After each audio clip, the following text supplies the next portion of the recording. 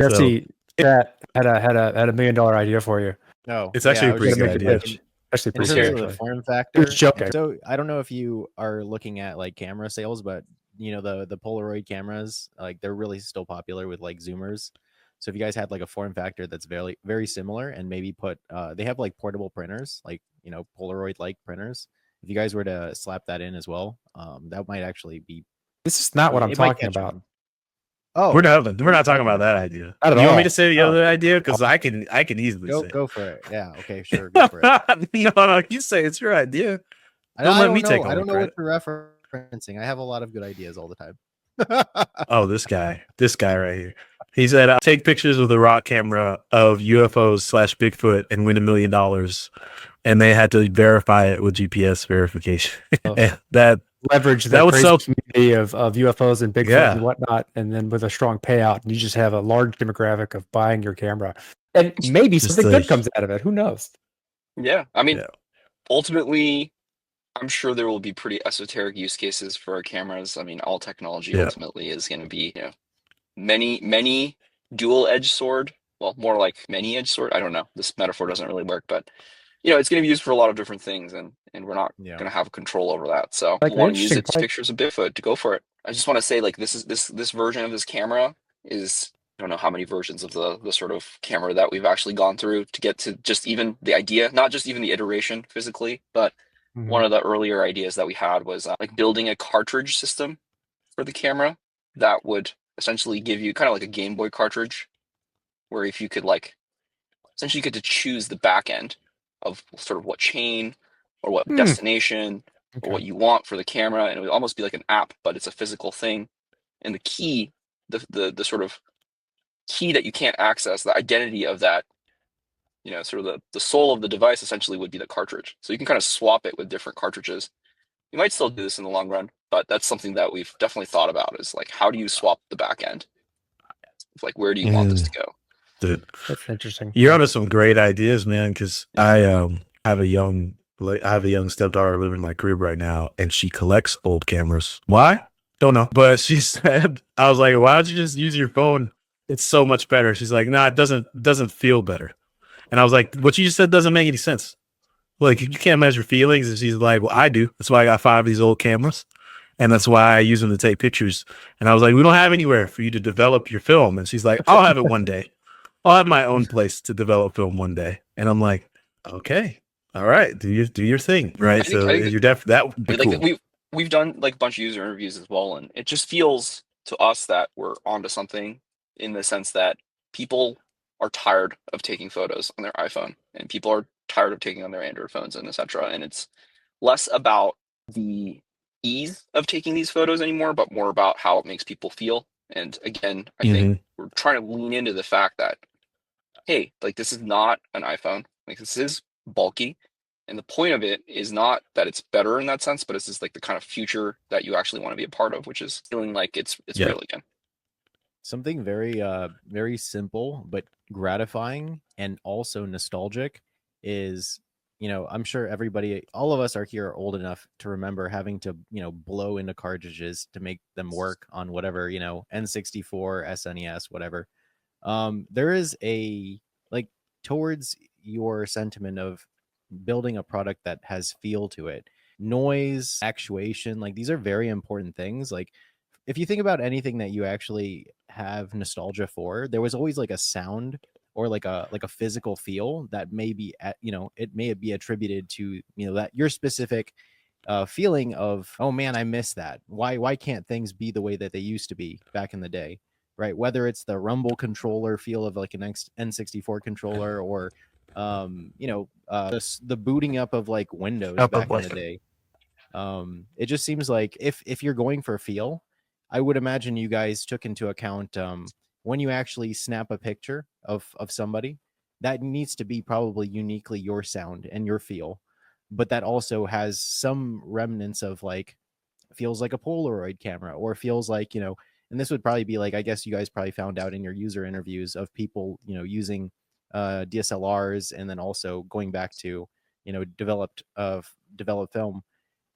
That's where I would think you would really find how you make your mark. beyond just the, you know, the cool ZK proving stuff.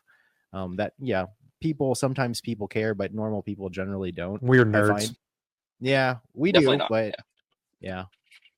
I think so. Another interesting aspect of kind of one of the side effects that we have with raw camera is like when you take a photo, the proving. So we're doing client side ZK proofs, and they take quite a long time running. Well, actually, so initially we wanted to do live streaming and video, right? And I initially did back of the napkin calculation for how long it would take to create a ZK snark on one of our microcontrollers that we had, and it was like months to like create the proof, right? That's like obviously untenable. Yeah. But it's, you know, it's about a minute, I think, right now.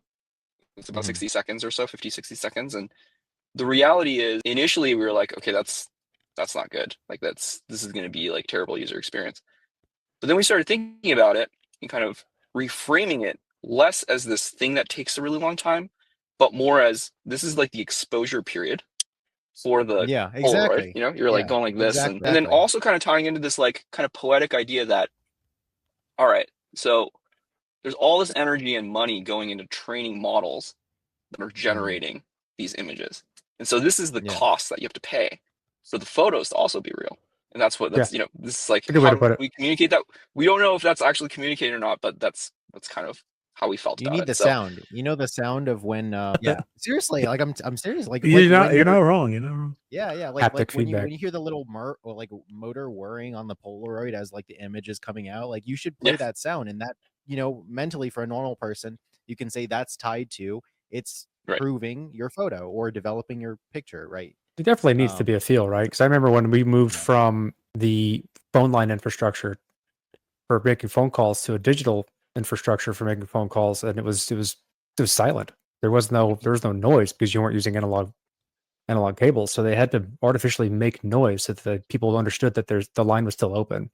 And you need something to make it feel real, because when you do something completely digitally, it doesn't necessarily feel real or normal, and especially for something as making real-time experiences with advanced technology has to feel real, and we already have this mental image of how cameras are supposed to feel.